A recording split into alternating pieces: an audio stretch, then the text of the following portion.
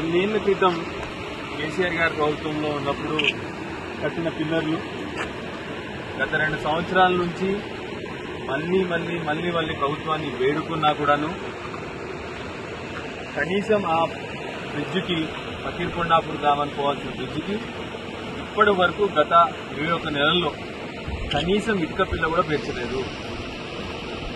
ఇవాళ మళ్ళీ ఆ గ్రామానికి ప్రజలు ఇటువైపు అటువైపు ఎక్కడికి పోలేని పరిస్థితి. మళ్ళీ ప్రభుత్వాన్ని ప్రతిసారి వేడుకున్నా కూడా మళ్ళీ అదే పరిస్థితి.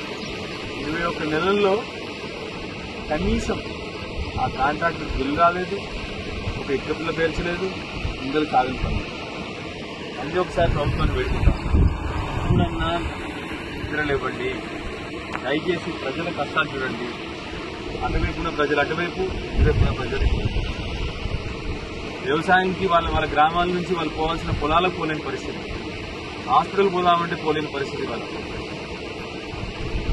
దయచేసి కేవలం స్లాబ్లు వేయాల్సిన పరిస్థితి బ్రిడ్జికి వెంటనే అతి తొందరగా ప్రజల కష్టాలు తీర్చాలని చెప్పి మళ్ళొకసారి ప్రజల్ని గవర్నమెంట్ని రిక్వెస్ట్ చేస్తా ఉన్నాను.